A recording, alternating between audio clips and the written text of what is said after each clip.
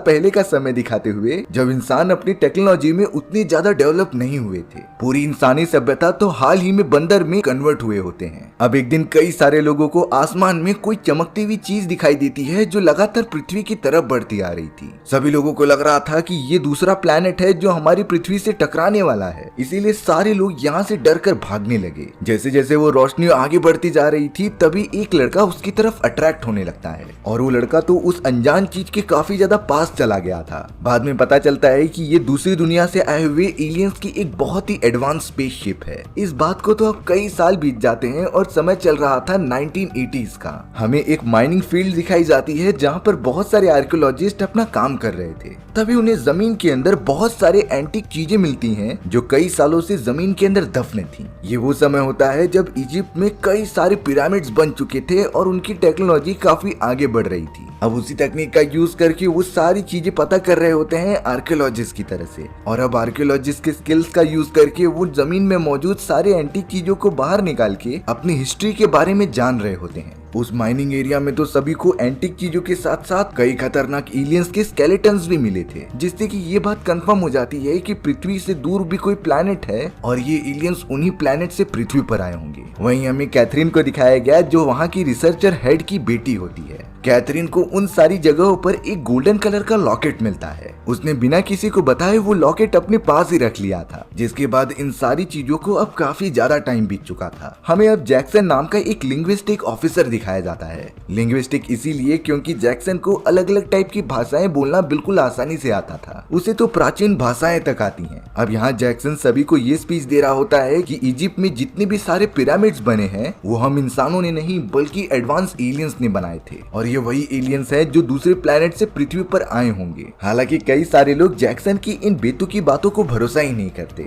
उन्हें लग रहा था कि जैक्सन फेमस होने के लिए ये बातें कर रहा है, इसीलिए सभी लोग बिना कोई इंटरेस्ट दिखाए वहाँ से चले जाते हैं। लेकिन अब उस जगह पर कैथरीन नाम की एक बूढ़ी औरत आ चुकी थी। दरअसल ये वही लड़की होती है जिसे कि हमें कहानी की शुरुआत में दिखाया गया था और उसे तो वो गोल्डन लॉकेट मिला होता है। अब वो बूढ़ी औरत कैथरीन जैक्सन के पास आकर कहती है कि मैं एक बहुत ही बड़ी कंपनी की मालिक हूँ, पर मैं अभी भी उसी प्रोजेक्ट पर काम कर रही हूँ जो कुछ साल पहले किया करती थी। यानी कि सालों पहले जो उन्हें जमीन के अंदर से प्राचीन चीजें मिली थी वो उसके ऊपर स्टडी कर रही थी। कैथरीन जैक्सन के स्किल्स देखकर काफी इंप्रेस हो जाती है, इसीलिए उसने जैक्सन को अपनी टीम में आकर काम करने के लिए कहा। जैक्सन आखिरकार इतनी बड़ी अपॉर्चुनिटी को कैसे खो सकता था, इसीलिए उसने इस जॉब के लिए हाँ कर दी। अब जैक्सन को कैथरीन अपने कंपनी के बाकी मेंबर से मिलाने चली आती है हेडक्वार्टर के अंदर। बोर्ड पर कई सारे प्राचीन लैंग्वेजेस के कन्वर्जन लिखे हुए थे। जैक्सन जैसे ही जाकर उन्हें देखता है तभी वो बड़े ध्यान से करेक्ट करने लगा, क्योंकि कई सारे शब्दों के ट्रांसलेशंस गलत किए गए थे। वो तो उन्हें तुरंत ही सही कर देता है। देखकर ऐसा लग रहा था कि जैक्सन को भी इन सारी चीजों में काफी ज्यादा इंटरेस्ट पहले से ही है। पर अब उस लेबोरेटरी के अंदर एक कर्नल आ जाता है जो सभी से कहने लगा कि इस पूरे मिशन की जानकारी मुझे भी मिलनी चाहिए, क्योंकि मैं अब इस ऑर्गेनाइजेशन का सेकेंड लीडर हूँ। अब थोड़ी देर बाद जैक्सन को एक प्राचीन पत्थर दिखाया जाता है जो कि कई साल पहले लोगों को मिस्र की जमीन से मिला था। ये वही बड़ा सा पत्थर होता है जिसके ठीक ऊपर सर्कुलर टाइप का एक स्ट्रक्चर मौजूद था। उस पत्थर के ऊपर कई सारी प्राचीन भाषाएं लिखी होती हैं जिसे समझना नॉर्मल इंसानों की बात नहीं है। यहाँ तक कि जैक्सन ने भी काफी ज्यादा कोशिश की पर वो कुछ ही वर्ड्स को ट्रांसलेट कर पा रहा था। अब एकदम फ्रस्ट्रेट होकर वो एक जगह पर बैठा हुआ होता है। तभी जैक्सन की नजर एक आदमी के ऊपर गई जो कि अखबार पढ़ रहा था। उस अखबार के पीछे वाले पेज पर ओरायन बेल्ट के बारे में बताया गया होता है और उसे देखते ही जैक्सन को एक आइडिया आया। उसने वो पेपर लेके ओरायन बेल्ट की सारी चीजें उस पत्थर से मिलाना स्टार्ट की, जिससे कि थोड़ी ही देर में वो कंफर्म हो जाता है कि ये चीजें कहीं न कहीं ओरायन बेल्ट से रिलेटेड हैं, क्योंकि शुरुआत से ही माना जाता था कि मिस्र के सारे पिरामिड कहीं न कहीं आसमान में मौजूद तारों से जुड़े हुए हैं। इसीलिए अब जैक्सन ओरायन बेल्ट को उन सारी चीजों से कनेक्ट करने लगा जो कि प्राचीन पत्थर के ऊपर बने हुए होते हैं। एक कंक्लूजन तक पहुंचने के बाद जैक्सन ये सारी बातें अपने टीममेट्स को भी बताने चला गया। वो एक 3 डायमेंशनल क्यूब बनाता है जिसके अंदर वो तारों को प्लेस कर दे रहा था और डिफरेंट 7 पॉइंट्स को एक साथ मिलाकर वो एक सेंटर बनाता है जो कि 3 डायमेंशनल स्पेस होगा और सेंटर पे आने की वजह से वो कहीं भी ट्रेवल कर सकते थे। यानी कि ये एक तरीके से टाइम मशीन की तरह काम कर सकती है। तभी जैक्सन का एक साथी पूछता है कि इसमें 8वां पॉइंट कहाँ पर है जिससे कि ये कंप्लीट होगा। जैक्सन ने तुरंत ही जवाब दिया कि 8वां सातवां पॉइंट और कोई नहीं बल्कि हमारी पृथ्वी ही है। यहाँ जैक्सन को बात करते करते ये पता चल गया था कि उन लोगों ने जमीन के अंदर से एक बहुत ही बड़ी सर्कुलर स्ट्रक्चर को भी निकाला है और ये स्ट्रक्चर कहीं न कहीं इसी प्राचीन सिग्नल से कनेक्टेड हो सकता है। इसीलिए अब कैथरीन जैक्सन को वो बड़ा सा स्ट्रक्चर दिखाने के लिए लेकर चली गई थी। तभी जैक्सन की नजर सर्कुलर स्ट्रक्चर पर बने हुए सिंबल्स पर जाती है जो सेम टू सेम उन्हीं सिंबल्स जैसा था जो पत्थर पर बने हुए होते हैं। जैक्सन समझ जाता है कि वो सारे सिंबल्स अलग अलग जगहों पर बिखरे हुए हैं, इसीलिए वो स्ट्रक्चर के ऊपर उन सिंबल्स को अरेंज करने लगा। जैसे ही उसके कहने पर सारे सिंबल्स अपनी अपनी जगह पर आ गए थे, तभी अचानक वो सर्कुलर स्ट्रक्चर एकदम से एक्टिवेट हो जाता है और उसके अंदर एक वार्म होल क्रिएट होता है। इस वार्म होल को देखकर सभी लोग काफी ज्यादा खुश हो रहे थे क्योंकि हो सकता है कि ये किसी दूसरी दुनिया में जाने का रास्ता हो। अब पता करना था कि इस वार्म होल की दूसरी तरफ क्या है, इसीलिए कैथरीन के स्टाफ ने उसके अंदर एक ट्रैकिंग डिवाइस डालकर देखा। वो ट्रैकिंग डिवाइस धीरे धीरे करके वार्म होल के अंदर चला जाता है और अब उनकी स्क्रीन पर ट्रैकर की वजह से लोकेशन दिखाया जा रहा था कि वो कहां पर पहुंचा है। शॉकिंग बात ये हो गई जब सभी को पता चला कि ये तो किसी दूसरे डायमेंशन में ही जा चुका है जो पृथ्वी और हमारी गैलेक्सी से काफी ज्यादा दूर था। यानी कि उनका ये एक्सपेरिमेंट एकदम हिस्ट्री क्रिएट करने वाला है। अब यहाँ थोड़ी रिसर्च के बाद कर्नल और बाकी लोगों को ये पता चल चुका था कि जिस तरीके से हमारे यहाँ पर एक सर्कुलर गेट है, उसी तरीके से दूसरे यूनिवर्स में भी एक स्टार गेट मौजूद था। इसीलिए दोनों गेट एक्टिवेट करने पर एक प्लेस से दूसरे प्लेस पर जाया जा सकता है। लेकिन सबसे बड़ी मुश्किल ये होती है कि दूसरी दुनिया में जो स्टार गेट मौजूद होता है उसके ऊपर अलग टाइप के लैंग्वेजेस से सिंबल्स बनाए गए थे और अगर वहां जाने के बाद किसी को भी ये सारे सिंबल्स नहीं समझते हैं और वो उन्हें प्रॉपरली अरेंज नहीं कर पाया तो कोई भी स्टार गेट से गया हुआ कभी वापस ही नहीं लौट पाएगा। लेकिन यहाँ जैक्सन सभी को विश्वास दिलाते हुए ये कहता है कि मैं कैसे भी करके ये कर सकता हूँ। अगर मुझे थोड़ा टाइम मिल जाए तो मैं उन प्राचीन लैंग्वेजेस को डीकोड करके उन्हें अरेंज कर दूंगा। जैक्सन की इतने ज्यादा कॉन्फिडेंस को देखकर कर्नल भी रेडी हो गए थे अपनी पूरी टीम के साथ उस स्टार गेट के अंदर जाने के लिए। अलग अलग टाइप के वेपन्स और सारे काम की चीजें लेने के बाद वो एक एक करके वार्म होल के अंदर चले जाते हैं। कैथरीन ने यहाँ पर जाते समय जैक्सन को वही गोल्डन लॉकेट दिया था जो कैथरीन को कई साल पहले मिला होता है और अब एक एक करके सारे के सारे सोल्जर्स जैक्सन के साथ उस वार्म होल के अंदर चले जाते हैं। अंदर जाते ही उन्होंने नोटिस किया कि चारों तरफ अंधेरा फैला हुआ है। थोड़ा बाहर निकलने पर वो पूरी तरीके से चौंक गए क्योंकि ये तो एक बहुत ही बड़ा पिरामिड होता है और दूर दूर तक रेतीली जमीन मौजूद थी। कर्नल अपने बाकी सोल्जर्स के साथ कैंप लगा लेता है और अपने जरूरत के सामान इकट्ठा करने लगता है। जैक्सन जब उस सर्कुलर स्ट्रक्चर को देखकर आया तब वो बहुत ही शॉकिंग न्यूज सुनाता है। जैक्सन बताता है कि जिस तरीके से हमारी पृथ्वी पर स्टार गेट के अंदर एक प्राचीन पत्थर मौजूद था और इसी पत्थर की मदद से मैंने सारी लैंग्वेजेस को डीकोड किया था, पर इस दुनिया में स्टार गेट का कोई भी प्राचीन पत्थर नजर ही नहीं आ रहा है और अगर वो पत्थर नहीं रहेगा तो मैं ये प्राचीन भाषाएं कैसे समझ पाऊंगा। कर्नल इस बात से थोड़ा सा गुस्सा हो जाते हैं क्योंकि अगर वो पत्थर नहीं मिला तो इसका मतलब ये हुआ कि वो सब यहीं पर फंसे रह जाएंगे। पर इसमें जैक्सन भी क्या कर सकता था, वो तो कंडीशन के सामने मजबूर होता है। कर्नल के बाकी सारे सोल्जर्स भी जैक्सन से काफी गुस्सा हो गए थे और उसका सामान उठाकर पटकने लगे थे। जैक्सन तो एक साइड में जाकर काफी उदास बैठ जाता है। अब अचानक उसे रेत पर किसी के पैरों के निशान दिखाई दिए जिसे कि वो लगातार फॉलो करते हुए एक अजीब तरीके के क्रिएचर के पास पहुंच गया जिसे कि रस्सी से बांधा गया था। जैक्सन जब उस जानवर के सामने जाता है तब वो बहुत ही ज्यादा अजीब था क्योंकि ऐसे जानवर जैक्सन ने कभी देखे ही नहीं होते, लेकिन रस्सी लगे होने के कारण जैक्सन समझ गया था कि ये पालतू है। इसीलिए वो बाकी सोल्जर्स को कहता है कि इस पर हमला ना करे। अब जैक्सन ने जैसे ही उस जानवर के ऊपर 3 बार मारा तब वो जानवर बड़ी तेजी से वहां से भागने लगता है। जैक्सन का पैर भी उसकी रस्सी में फंस गया था जिससे कि वो भी उसके साथ चला जा रहा था। कर्नल और बाकी सोल्जर्स जैक्सन को बचाने के लिए लगातार उनका पीछा करने लग जाते हैं और उसे पकड़ भी लेते हैं। लेकिन अब उन्होंने एक बहुत ही बड़ी बस्ती देखी जहाँ पर हम इंसानों जैसे ही लोग रहा करते थे,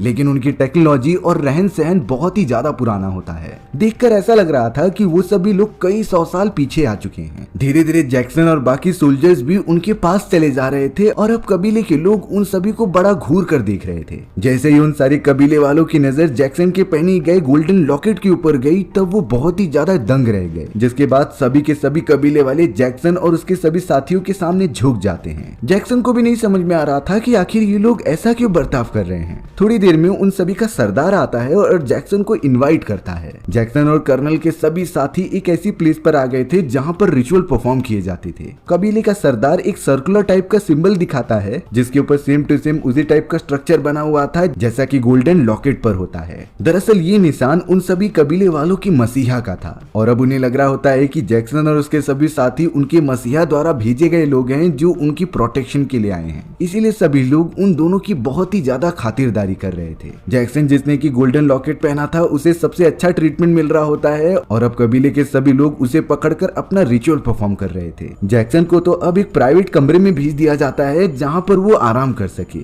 और अब थोड़ी देर के अंदर कबीले के राजा की बेटी उस कमरे में आती है जो जैक्सन को खुश करने के लिए अपने कपड़े निकालने लगी थी, लेकिन जैक्सन ने तुरंत ही मना कर दिया कि इसकी कोई भी जरूरत नहीं। अब उन कबीले वालों को इंसानी लैंग्वेज तो नहीं आती थी, इसीलिए अब जैक्सन राजा की बेटी को सिंबल से समझाने लगा। वो तो पिरामिड बना के बताता है कि मैं किस समय से आया हूँ और मुझे किसकी तलाश है। शायद जैक्सन की बातों को राजा की बेटी ने समझ लिया और वो उस पिरामिड के ऊपर एक सर्कल बनाती है जो किसी स्टार का हो सकता है। जैक्सन तो समझ गया था कि शायद इस लड़की को पता है कि वो जगह कहाँ पर है जहाँ एक पिरामिड के ठीक ऊपर बहुत सारे स्टार्स के कॉन्स्टलेशन मौजूद हो सकते हैं, क्योंकि उन्हीं स्टार के कॉन्स्टलेशन का यूज करके जैक्सन अपनी दुनिया में जाने का रास्ता ओपन कर सकता है और उन्हीं की मदद से इस दुनिया में मौजूद स्टार गेट के ऊपर लिखे गए सारे प्राचीन लैंग्वेजेस को अरेंज किया जा सकता था। इसीलिए अब जैक्सन राजा की बेटी से रिक्वेस्ट करता है कि मुझे उस जगह पर लेकर चलो। राजा की बेटी तो जैक्सन को गाइड करते हुए आगे बढ़ने लगी थी। जैक्सन ने तो वहाँ की दीवारों पर मौजूद सारी के सारी लैंग्वेजेस को समझना स्टार्ट कर दिया था, जिससे कि वो काफी सारी इंफॉर्मेशन कलेक्ट भी कर लेता है। और अब जाकर जैक्सन कर्नल और बाकी सोल्जर्स के पास आकर बता रहा था कि ये सारी चीजें एक खतरनाक एलियन ने की हैं। दरअसल कई साल पहले एक ऐसा एलियन रहा करता था जो अपनी सभ्यता और अपने प्लेनेट को छोड़कर कहीं दूर चला गया। उसने दुनिया में सबसे ज्यादा ताकतवर जो बनना था, वो एलियन ब्रह्मांड में घूमते हुए आखिर में अर्थ पर आ गया। जब वो अपनी स्पेसशिप लेकर आया था तो पृथ्वी के कई सारे लोग उसे देखकर भागने लगे, लेकिन सिर्फ एक आदमी होता है जो उससे डर नहीं रहा था और उसके पास आकर अट्रैक्ट होने लगता है। जिसके बाद खतरनाक एलियन ने उसी आदमी को कंट्रोल कर लिया और उसके बॉडी के अंदर चला गया। यानी कि उस एलियन ने एक इंसानी रूप ले लिया होता है, क्योंकि वो सभी इंसानों का राजा जो बनना चाहता था। उस एलियन ने अपनी टेक्नोलॉजीज की मदद से सारे इंसानों को अपने कब्जे में कर लिया और उन्हीं की मदद से बड़े बड़े पिरामिड्स बनवाए। यहाँ तक कि उसी एलियन ने भी स्टार गेट का निर्माण किया था और वो अपनी दुनिया में कई सारे इंसानों को टेलीपोर्ट करके लाता था, जिससे कि यहाँ पर भी काम कराया जा सके। लेकिन पृथ्वी पर मौजूद इंसान धीरे धीरे विकसित होते चले गए और उन्होंने एक समय के बाद एलियंस के खिलाफ विद्रोह कर दिया, जिसकी वजह से उस एलियन को वहां से जाना पड़ा और उन सभी ने स्टार गेट को भी जमीन के अंदर दफना दिया था। और अब जैक्सन सबसे अच्छी बात बताता है कि मुझे वो पत्थर भी मिल चुका है जिसके ऊपर सिंबल्स बने हैं और इन्हीं सिंबल्स की मदद से वो लैंग्वेज समझकर स्टार गेट के ऊपर लगे हुए लैंग्वेजेस को अरेंज करके बाहर जा सकते थे।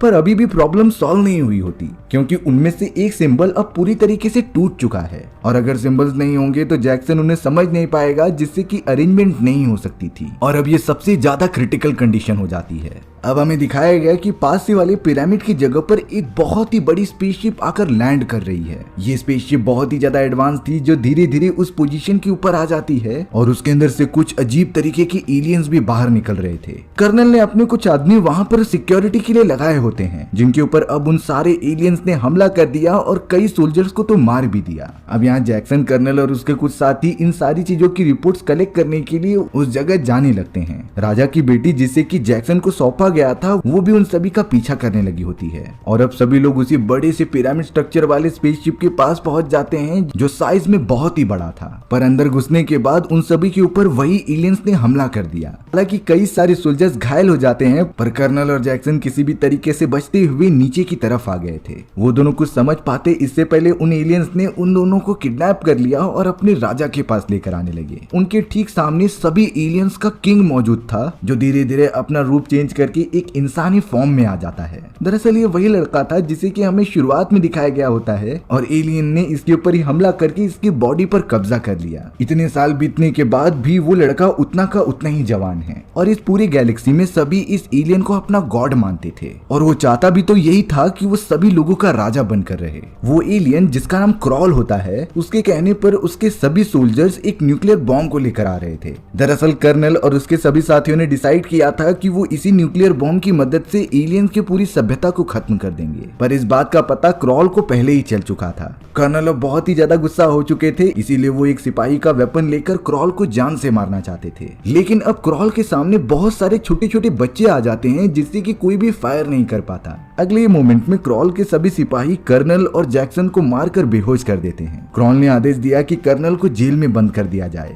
क्रॉल इन सारी चीजों से बहुत ज्यादा गुस्सा हो चुका था, इसीलिए उसने अपने पिरामिड में से कुछ उड़ते हुए मशीन इंसानों की बस्तियों के पास भेज दिए थे, जो लगातार उनके ऊपर हमला करने लगे। कई सारे इंसानों की इसमें जान चली जाती है। बस्ती वालों का राजा समझ ही नहीं पा रहा था कि उनके देवता उन्हें प्रोटेक्ट क्यों नहीं कर रहे हैं। सारे कबीले वाले एकदम लाचार हो चुके थे। अब हमें जैक्सन दिखाया जाता है, जो एक अजीब से चैम्बर में से बाहर निकल रहा था। दरअसल ये रिकवरी चैम्बर होता है, जिससे कि बॉडी पर लगे हुए सारे घाव और मरे हुए इंसान तक को जिंदा किया जा सकता था। यानी कि ये टेक्नोलॉजी इस समय में काफी डेवलप हो चुकी है और इसी वजह से क्रॉल अपने आप को इतना जवान रख पाया। अब क्रॉल जैक्सन के सामने आ जाता है और बताता है कि मैं अब तुम्हारी दुनिया को खत्म करने वाला हूँ, वो भी उसी न्यूक्लियर बॉम्ब से जो तुम हमें मारने के लिए लेकर आए थे। बट इस बार मैंने अपनी टेक्नोलॉजी इंक्लूड करके न्यूक्लियर बॉम्ब की शक्ति 10 गुना बढ़ा दी है, जो कि स्टारगेट से मैं तुम्हारी पृथ्वी पर भेजूंगा और पूरी दुनिया को ब्लास्ट कर दूंगा। पर जैक्सन पूछने लगा कि आखिर तुम ऐसा करना क्यों चाहते हो। तब जाकर क्रॉल बता रहा था कि मैंने ही पृथ्वी वासियों को टेक्नोलॉजी यूज करना सिखाया, लेकिन उन लोगों ने मुझसे ही बगावत कर दी,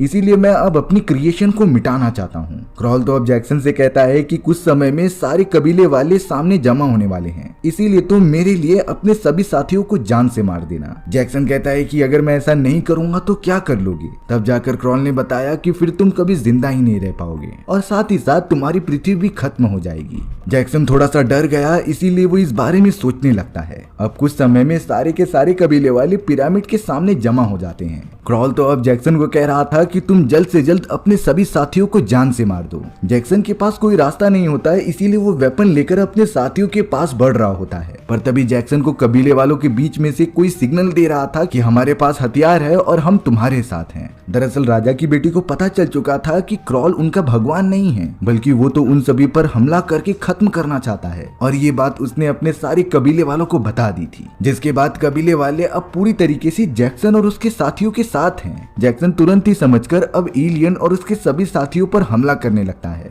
जितने भी कबीले वालों के पास गन्स मौजूद थी, वो उसे हवा में फायर करने लगे थे, जिससे कि सभी लोग अपनी जान बचाकर भागने लग जाते हैं। कैद किए गए सारे सोल्जर्स को भी अब बचा लिया गया था और अब सोल्जर्स के साथ कबीले वाले एक सेफ प्लेस पर आ जाते हैं, जहां पर सभी लोग काफी ज्यादा खुश थे, क्योंकि उन्होंने बगावत की एक शुरुआत कर दी थी। कर्नल सभी से कन्फेस करते हैं कि मेरी गलती है, मैंने ही ये न्यूक्लियर बॉम्ब यहाँ पर लेकर आया था, क्योंकि अगर कोई खतरा होगा तो मैंने सोचा तुम सभी को वापस भेजकर मैं यहाँ पर न्यूक्लियर बॉम्ब ब्लास्ट कर दूं। सभी लोग कर्नल को अब काफी बड़ा मानने लगे थे। यहाँ जैक्सन को पता चला कि जो रिचुअल लास्ट टाइम परफॉर्म किया गया था, उसकी वजह से राजा की बेटी के साथ उसकी शादी हो चुकी थी। जैक्सन भी साथ ही साथ उसकी बेटी से काफी प्यार करने लगा था, लेकिन अब राजा की बेटी एक अजीब तरीके का सिंबल्स बनाती है, जिसके पिरामिड के ऊपर 3 स्टार्स मौजूद थे। जैक्सन उन सारे सिंबल्स को समझ जाता है और तुरंत कहने लगता है कि मैंने वो आखिरी सिंबल भी ढूंढ निकाला है, और अब इन सिंबल्स को प्रॉपरली अरेंज करने के बाद वो अपने स्टार गेट के अंदर जाकर अपनी दुनिया में जा सकते थे। इसीलिए अब कर्नल अपने बाकी सोल्जर्स के साथ रेडी हो जाते हैं स्टार गेट तक पहुंचने के लिए। हमें अब उन्हीं कबीले वालों में दिखाया गया कि क्रॉल का एक आदमी लोगों के ऊपर अत्याचार कर रहा था, लेकिन कर्नल ने आकर क्रॉल के उस एलियन को खत्म कर दिया। सारे कबीले वाले बहुत ही ज्यादा डर जाते हैं कि उनके देवता कहीं नाराज ना हो जाएं।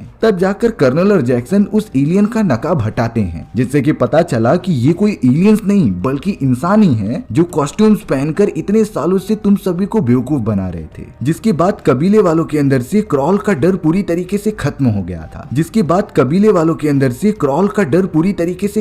गया था। कर्नल जैक्सन और बाकी सोल्जर्स कैसे भी पिरामिड के अंदर घुस जाते हैं और सामने आने वाले सभी एलियंस को मारते जाते हैं। अब उनके ठीक सामने स्टार गेट मौजूद था, जिसकी मदद से वो अपनी पृथ्वी पर वापस जा सकते थे। कर्नल तो जैक्सन से कह रहे थे कि तुम जल्द से जल्द गेट ओपन करके अपनी दुनिया में चले जाना, मैं यहाँ अपना न्यूक्लियर बॉम्ब ब्लास्ट करके अपना काम करूंगा। लेकिन अब अचानक पीछे से कुछ एलियंस आते हैं और उन्होंने हमला कर दिया। इस हमले के अंदर राजा की बेटी मारी जाती है। जैक्सन तो अब तुरंत ही राजा की बेटी को उठाकर उसे बचाने के लिए चला गया। तभी अचानक वहाँ पर एक टेलीपोर्टेशन मशीन आ जाती है, जिससे कि क्रॉल का एक सिपाही नीचे आ रहा था। जैक्सन को पता होता है कि इस मशीन का कैसे यूज किया जाता है, इसीलिए वो तुरंत ही उस टेलीपोर्टेशन मशीन के नीचे आ गया, जिससे कि वो टेलीपोर्ट हो जाता है ऊपर की तरफ और वो एलियन सिपाही आ जाता है नीचे। कर्नल तो लगातार उस एलियन को संभालने लगे थे ताकि वो स्टारगेट को कुछ ना कर दे। वहीं अब जैक्सन तुरंत ही मरी हुई राजा की बेटी को उस मैजिकल चैम्बर के अंदर लेकर चला गया, जिससे कि वो उसे कुछ ही मिनटों में जिंदा कर देता है। लेकिन वहां से जाते समय क्रॉल ने जैक्सन को देख लिया था, जिसके बाद वो क्रॉल के ऊपर हाथ रखता है और उसे बहुत ही ज्यादा करंट देने लगता है और उसे बहुत ही जोर का इलेक्ट्रिसिटी के झटके देने लगता है। हालांकि जैक्सन को इससे बहुत ज्यादा दर्द हो रहा था, लेकिन वो किसी भी तरीके से राजा की बेटी को लेकर टेलीपोर्टेशन डिवाइस के अंदर चला गया। नीचे कर्नल उस एलियन सिपाही से लड़ रहे होते हैं और अब उन्होंने सोल्जर को बीच में ही रख दिया टेलीपोर्टेशन डिवाइस के।